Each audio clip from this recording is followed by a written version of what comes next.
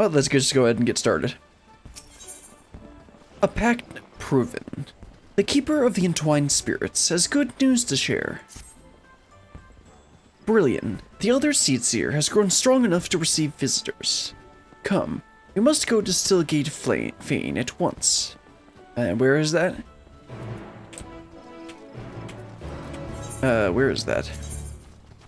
Okay, yeah, the Conjurer's Guild.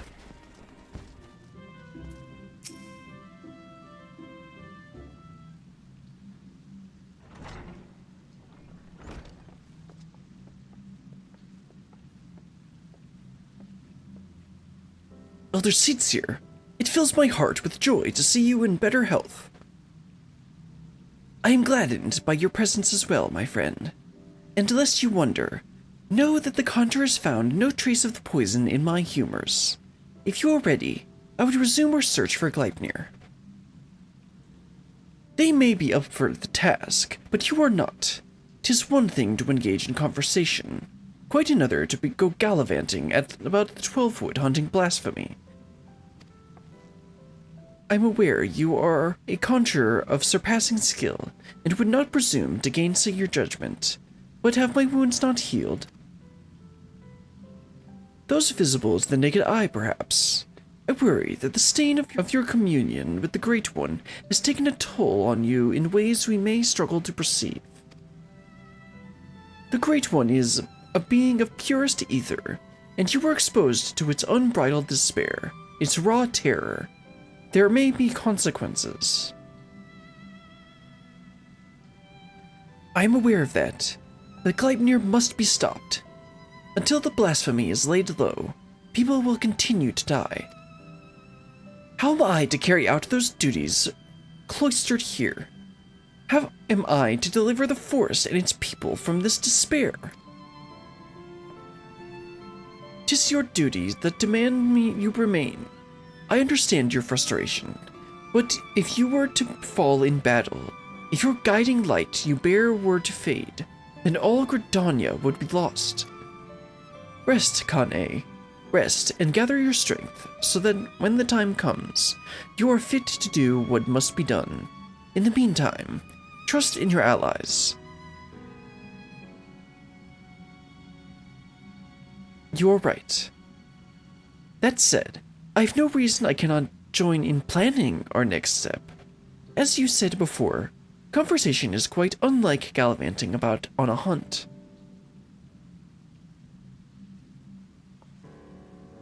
Our encounter with Gleipnir has made it plain that we cannot hope to triumph over it as we are. Only that the Great One's power can we achieve victory. When the 7th Umbral Calamity was nigh, the Great One committed a portion of its boundless energy to extend a barrier over heaven and earth, the Ermine Hedge. Thus was the 12-wood spared the worst. If we can convince it again to lend us even a small measure of that power, we would not need fear the poison. Therefore, I believe we should pour our efforts into the placating the elementals, that we may earn their favor. We must make your voice heard then, yes?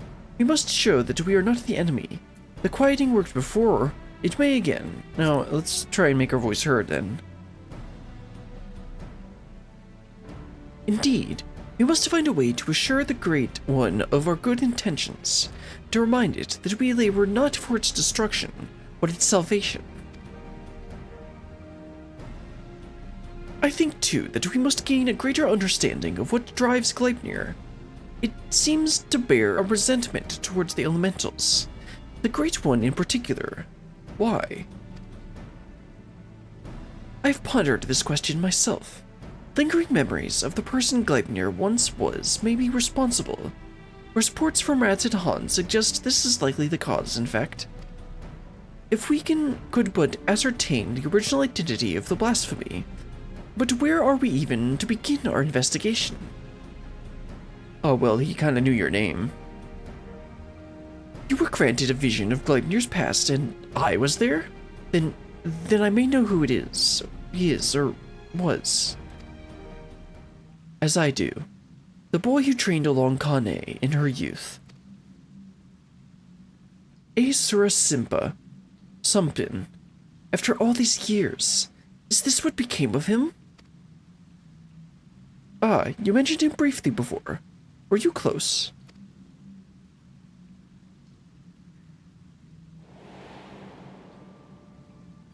Asura was a Padgel like me, but he had never known his parents and devoted himself wholly to his studies.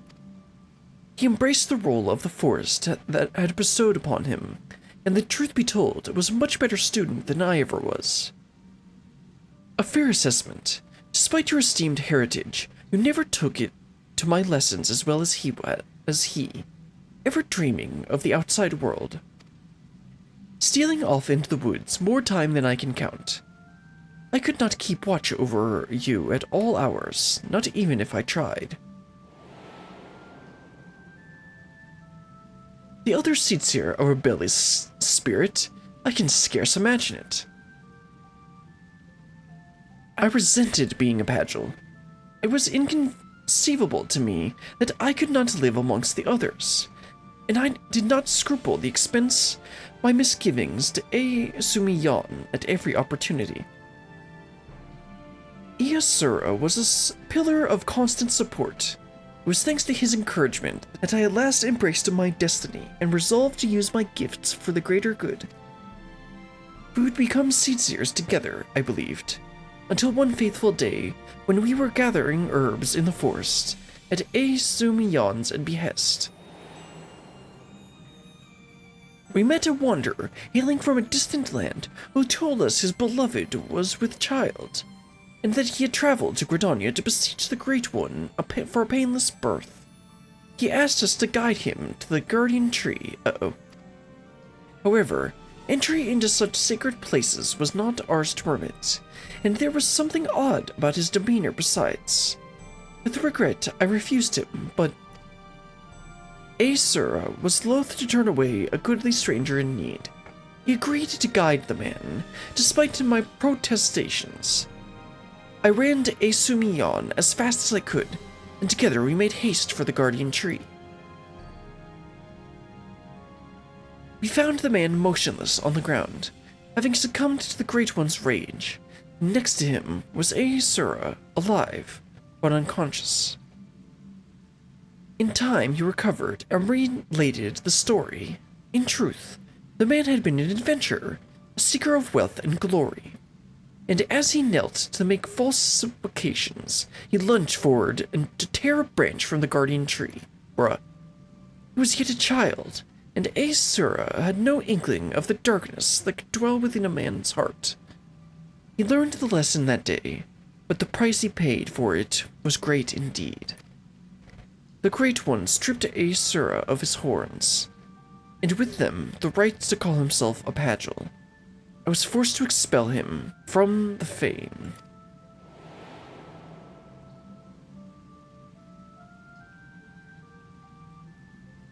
I never saw him again, nor heard word of what had become of him, though not for my lack of trying. Despite his hardships, did he remain in the Twelveswood all this time? I wonder. He dreamed of naught else but becoming a Seedseer, of a life in service to the people in the forest. He knew the weight of the responsibility and was eager to bear it.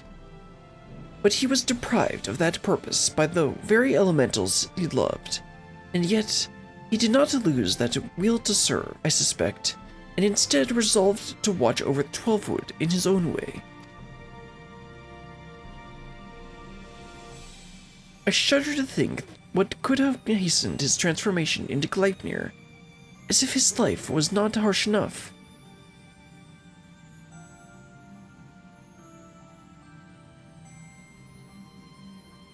In our final conversation, Asura confided in me that he would search for a means to calm the Great One's rage and earn absolution.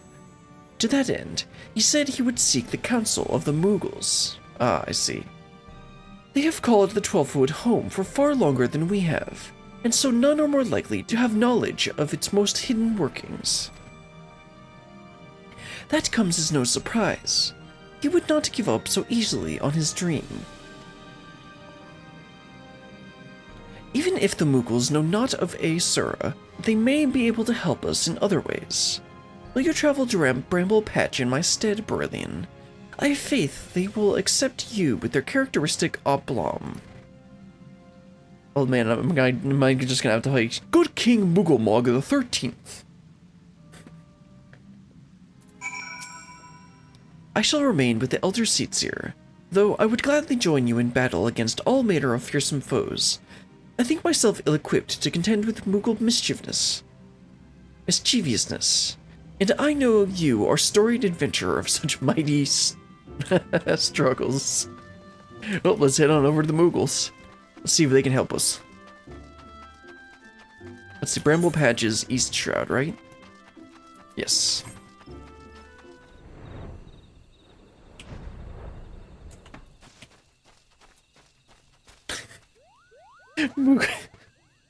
I always find it so silly when they're dressed up. Well, just Moogles in general are silly. Ahem, surely you can see that I am armed, and if it's all the same to you, we don't want any. Move along, Kupo. Huh? Quite a peculiar face you have, Kupo. Familiar, too. You wouldn't be the selfsame warrior who gave the legendary Mogul Guard what for, would you? Brilliant, was it? Ah, it's an honor to meet you. Allow me to thank you personally for bringing that silliness to an end. Puka Pika's the name. What brings you to our neck of the 12-wood?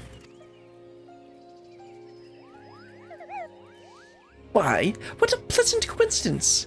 We have just discussing how we ought to go about calming the elementals, Kupo.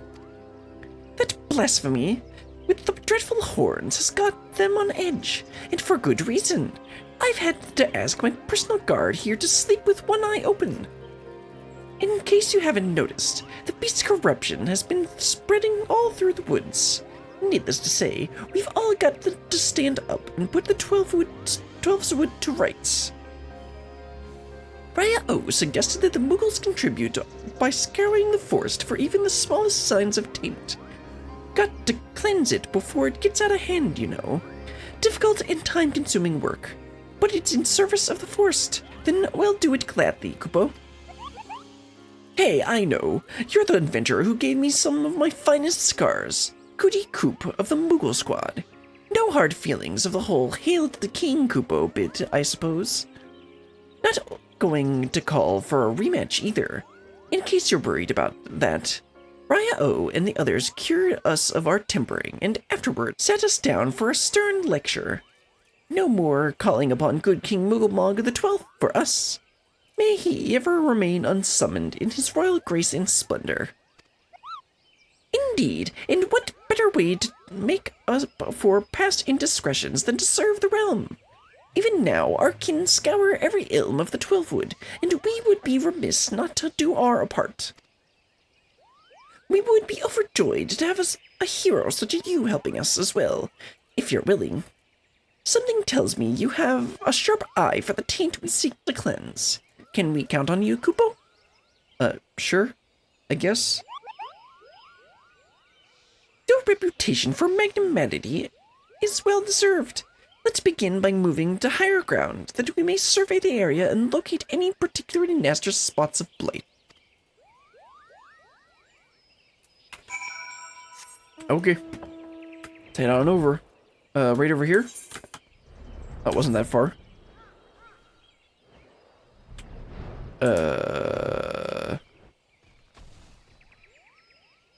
He said up. Oh, there he is. Oh, wow. They actually put something in the air, unless you're supposed to, like, climb up here. The thing is, this was done in Endwalker, so no matter what, you're going to flying in this zone. That's interesting. Oh, you're able to make your way up here after all. I was worried you'd be stuck.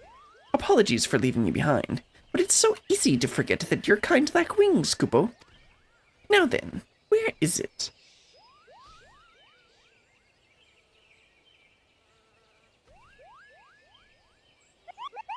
There, to the south. Let us cleanse that festering taint at once. Okay. Oh, right down here. Oh, yes, the purple. I know the purple well. The grass here is so brittle, Kupo. Restoring this area will surely put pep in the Great One's step. If it had feet, that is. Oh, time to rip and tear.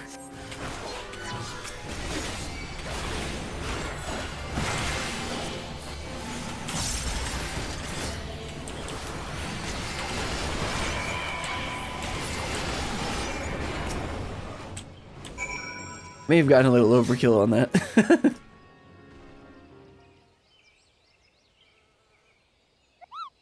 That was some fine work, Kupo. I dare say it's even better shape than it was before. The others are doubtless flittering about some stamping out corruption wheresoever it rears its hideous head.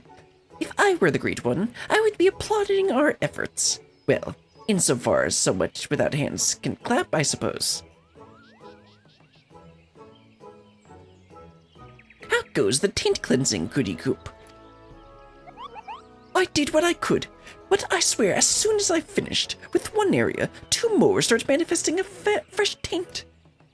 The forest's ability to heal itself is waning, and this sickness is spreading too fast for even a legion of Muggles to manage.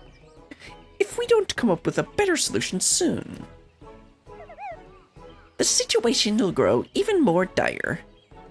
The situation is more grave than we imagined, Kupo. Oh, what to do? What do we do? We should maintain our efforts to purify the forest regardless. But since there are only so many of us, we must also help the forest to remember how to help itself. A brilliant idea, I think. How do we go about doing that? Well, I was getting to that part, Kupo.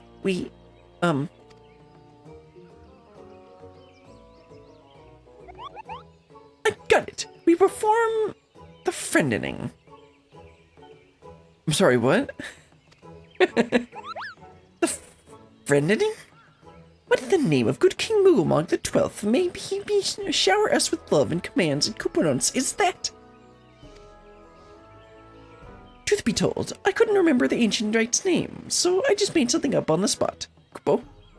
But let's forget about that, and for now move on to stuff I do remember. It's an old ceremony, first performed when the nation of Gridania was but a spark of an idea of a random thought in the founder's head. They knew that if they were to establish a home within the Twelveswood, that they would first have to entreat the elementals for permission. So a mage in their company found and cleansed a few sources of foul ether, planting saplings in their place, and consecrated the soil with a prayer to show the forest the purity of their intentions. The elementals were so taken with this display that not only did they permit his people to settle within the forest, they also bestowed upon him the blessing as proof of their new convent. Kupo? Ah, I remember now. The Gridanians still honor the agreement to this day. For every tree that is cut down, a sapling is planted. So, if we follow history's example, we can soothe the forest's pain and also nourish it with new life. That's right, Kupo. Oh, but I wasn't finished with the story. Remember the mage who planted those sacred saplings? He was none other than Jorin, sire of Iopota, the very first Pagel. From that day forward, the elementals would bless a select few hearers with horns, favoring them with their fellowship. The Pagel were exalted by all the peoples of the Twelveswood. Even the Muggles look upon them with awe, and that's how it all began. Something wrong, Kupo? You have a strange look on your face. Gleipnir may be a Pagel, a former Pagel at least. Gleipnir's poison is particularly deadly against heroes.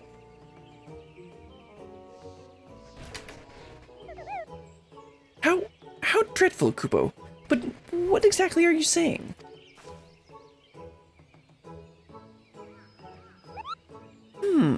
So the man you think may have become Gleipnir is a Pagel stripped of his blessing, and the blasphemy kills with poison that manifests symptoms that resemble those of the creeping death. I feel sorry for Asura. To love the elementals only to be shunned by them. to be surrounded by the beauty of the Twelveswood and know that he was forever an outsider, all for a child's mistake. That despair could easily have caused him to turn. And this poison that preys upon those who bear the Twelveswood's blessing, the cures, just like the creeping death once did, might be another manifestation of that despair. Yeah, that's exactly what I meant. That would explain the elemental's unease, Kupo. We must redouble our efforts to plant saplings, or they might never speak to us again. Indeed. Well, first things first. We must gather as many saplings as we can. Brilliant, wait for us at the Adder's Nest, and make ready for the long and backbreaking day. So we're gonna go plant a bunch of trees? Okay. Well, that's the end of that quest. Let's head back to the Adder's Nest. And then we got 2 more to go after that. Alright, Keeper. We talked with the Moogles, and yes, they are quite interesting characters, as I'm sure you know. Welcome back, Berlian. Did the Moogles have any insight into our problems? I mean, they wanted us to plant some trees. And a reenactment of the ceremony which laid the foundation of Gridania. A fitting plan, given the gravity of the threat our nation now faces. As ever, there is much work to be done before we can even begin. While the Moogles gather their saplings, we shall continue to scour the Twelveswood for no beasts that must be purged. Let us pray that the Elder Seedseer regains her strength quickly as well. For now, take a rest, my friend. 'Tis a rare indulgence these days, and one you've earned 1,000 times over.